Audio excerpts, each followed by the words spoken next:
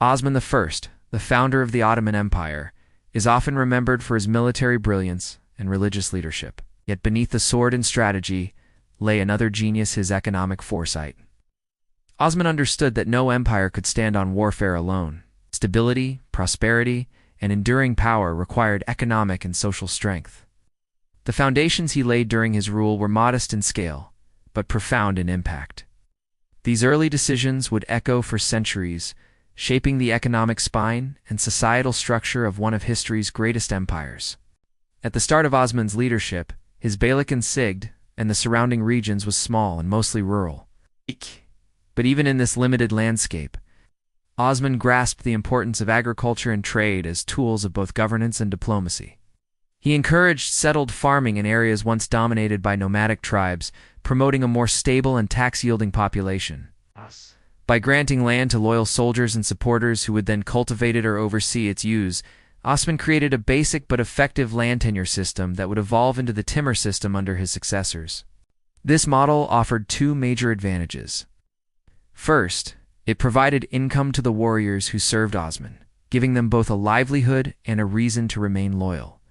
Second, it created a decentralized but stable revenue stream for his principality, all without the need for a massive bureaucracy. Osman's ability to link military service to land and productivity laid the groundwork for a sustainable economy, tied directly to loyalty and service, an idea that would become central to the Ottoman administrative machine. Trade was another key pillar in Osman's early economy. Located near key caravan routes between the east and west, Osman's lands were well positioned to become hubs of commerce. Rather than disrupt trade, Osman protected it. He ensured that merchants and caravans passing through his territory were safe and treated fairly. In return, they brought wealth, goods, and connections. The protection of commerce enhanced Osman's reputation as a just and forward-thinking leader. Over time, this helped attract more merchants, both Muslim and non-Muslim, boosting the region's prosperity. Perhaps most importantly, Osman promoted a taxation system based on fairness and religious ethics. Drawing from Islamic principles, he imposed taxes on agricultural produce and trade, but ensured they were not overly burdensome, avoided corruption by placing trusted manafin with religious training in charge of tax collection. These early steps may seem small, but they created trust among the people, especially among non-Muslim communities who had often suffered under Byzantine corruption. By implementing Islamic economic principles with fairness and pragmatism, Osman created a climate of economic inclusion and cooperation. Socially, Osman's greatest contribution was the integration of faith with daily governance. He worked closely with religious leaders, particularly Sufi sheikhs and Islamic scholars, who helped establish moral authority in the newly acquired territories. These leaders promoted justice, charity, and community building, which helped bind the population together under a shared moral code. The presence of Sufi lodges provided food, education, and shelter to travelers and the poor. These centers functioned as both spiritual and social institutions, helping to unify diverse communities under Ottoman protection. Osman also emphasized family and tribal loyalty, strengthening the social fabric of his growing principality. Marriage alliances with prominent tribal families created stability and discouraged rebellion. He respected traditional tribal customs while gradually integrating Islamic legal and social norms, creating a flexible and adaptive society. His people were not forced to abandon their identity, but were invited into a broader, faith-guided Ottoman identity. This early social policy made his state attractive to outsiders. Displaced Muslims from Central Asia, refugees from Mongol invasions, and even Christians disillusioned by Byzantine misrule saw Osman's principality as a place of order, fairness, and opportunity. As a result, his population grew not only by conquest, but through migration and integration, an essential dynamic for empire building. By the end of Osman's life, the foundation was clear: a simple, balanced economy tied to land and trade. A fair tax system rooted in Islamic law, social structures built on trust, family, and faith. It was not yet an empire, but it was something rarer: functioning society with purpose. His successors would build palaces and armies, but Osman built something more powerful: a people who believed in their ruler, their religion, and their future. while Osman I's military campaigns helped carve out territory. It was his internal governance and social foresight that allowed his state to hold together and grow. In a time when many beyliks rose and fell in chaotic succession, Osman's principality not only endured, but evolved. He understood that lasting success could not rest solely on conquests or charisma. It had to be embedded in stable institutions, ethical leadership, and a shared sense of identity among diverse populations. Osman's early state became a laboratory for Islamic social integration, layered with pragmatism, tolerance, and structured development. One of Osman's greatest contributions to the future Ottoman system was his emphasis on religious leadership as a foundation of society. His close relationship with Sheikh Edebali was more than spiritual guidance. It became a model for the fusion of state and faith. Under Edebali's influence, Osman shaped his governance around core Islamic values: justice, trust, consultation, and community welfare. These values were not just abstract ideals.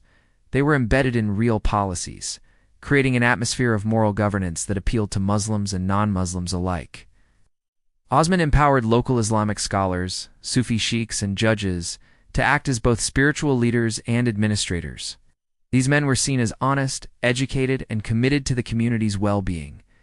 They resolved disputes, managed charitable endowments, and upheld Islamic law where applicable. In Christian areas, local laws were respected. But the presence of Ottoman justice systems offered an alternative that was often seen as more equitable. This dual system of justice and respect became a key reason for the peaceful integration of newly acquired territories. Socially, Osman also prioritized community-centered development. He encouraged the establishment of mosques, Sufi lodges, and schools in key settlements. These weren't just religious spaces, they were centers of learning, healthcare, and social support. Sufi zaviyas in particular became safe havens for the poor, travelers, and new converts. Their presence helped ease the transition from Byzantine to Ottoman rule, offering comfort and community where Byzantine officials had often ruled with indifference or corruption. One of the most profound aspects of Osman's social policy was his tolerance toward non-Muslim populations. Unlike many rulers of his time, Osman didn't see diversity as a threat. He allowed Christians and Jews to continue practicing their religions, provided they paid the jizya tax, a well-established Islamic practice that offered non-Muslims protection and autonomy in exchange for tribute. But Osman went further. He respected their property, honored their clergy, and refrained from forced conversions. This not only avoided unrest, but gradually drew support from populations that saw in Osman's rule a degree of order, predictability, and fairness they hadn't known under Byzantine control. This social inclusiveness helped Osman's principality grow, not just through war, but through immigration and voluntary allegiance. Muslim refugees from Mongol invasions in Central Asia, displaced Turks, and even non-Muslim peasants from neighboring regions migrated to Osman's lands in search of peace and prosperity. Osman welcomed them, offering land, protection, and the chance to thrive under Islamic ethical governance. This inclusive policy created loyalty, deepened local identity, and fueled population growth without constant military campaigns. Economically, Osman expanded on these social foundations by integrating religious values into financial life. He supported the creation of waqf systems, where wealthy individuals would donate land, shops, or resources to fund schools, mosques, water systems, and public kitchens. These charitable trusts were governed by Islamic principles and operated independently of the central treasury, ensuring that social services continued regardless of political shifts. This model reduced poverty, strengthened community ties, and reduced reliance on the state for welfare, freeing Osman's administration to focus on expansion and diplomacy. In terms of labor and production, Osman encouraged craftsmanship, market building, and trade guilds, all centered around trust, fairness, and religious ethics. Oh. Merchants were expected to adhere to principles of honest pricing, fair weight, and transparency, values deeply rooted in Islamic teachings. Market inspectors, often appointed from the local ulama or trusted community members, ensured that these values were upheld. As a result, Osman's markets were not just economically productive, they were socially respected. Drawing buyers and sellers from across the region, These elements, justice through Qudus, service through UHS, inclusion through religious tolerance, and economic fairness through ethical trade, combined to create a society with direction and dignity. Osman's leadership wasn't about control through fear. It was about inspiring confidence, building unity, and crafting a system where people believed they had a future. By the time Osman handed power to his son Orhan, his principality had become far more than a tribal stronghold.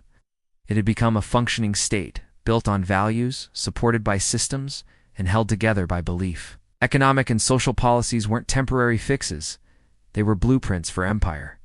By the time Osman I passed away in the early 14th century, his principality was still modest in size. There were no vast armies, no towering palaces, and no global recognition. Yet the blueprint for empire had already been drawn. What Osman lacked in scale, he made up for in structure. Economic and social policies, deeply rooted in Islamic values and community-centered governance, were not short-term solutions. They were systems meant to last, grow, and evolve. His successors didn't have to reinvent the state, they simply had to expand the model Osman had already built.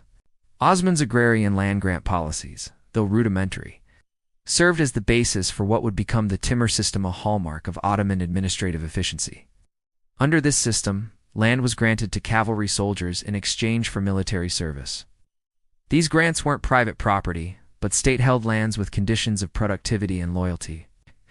The model incentivized both defense and agriculture, ensuring a self-sustaining system of food production, economic activity, and rural stability. This directly echoed Osman's practice of rewarding loyal warriors with farming rights and responsibilities. His early land distribution was not accidental, it was a calculated attempt to tie military strength to economic output. His religious and social infrastructure, particularly the promotion of Sufi lodges, mosques, and Waqf-funded institutions, also formed a key part of Ottoman identity for centuries.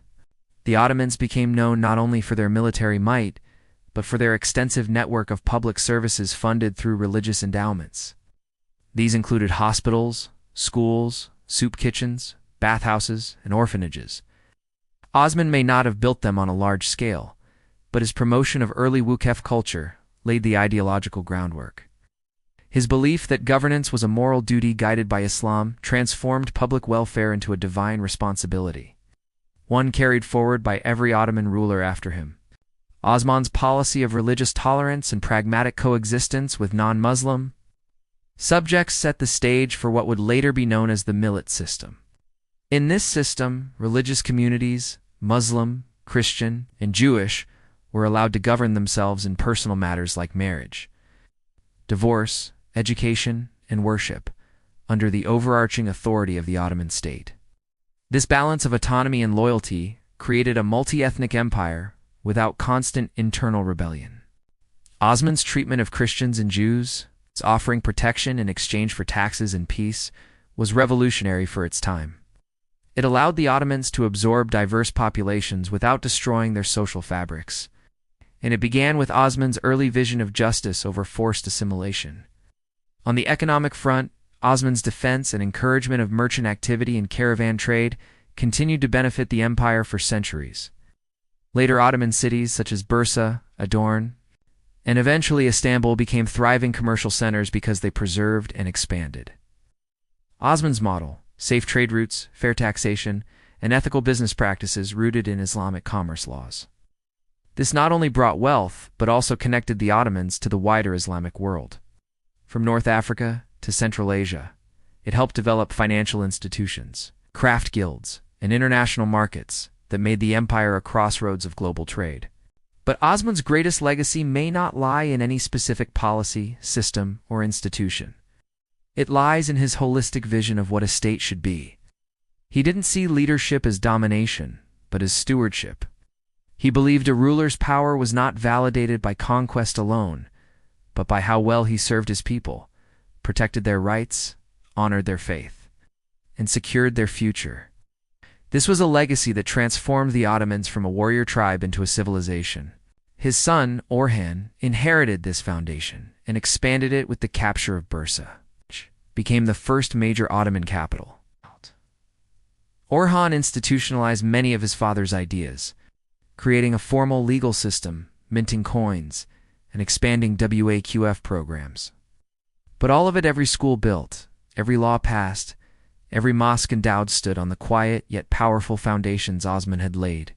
Future sultans like Murad I, Bayezid I, and Mehmed the Conqueror all looked back to Osman's model for inspiration.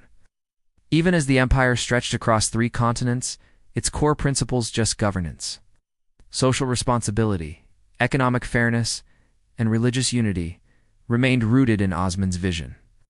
His image as the just founder, the pious warrior, and the moral leader became part of Ottoman myth, politics, and identity. His story was retold in chronicles, taught in schools, and honored in ceremonies. He became not just a historical figure but a moral standard against which future rulers were measured.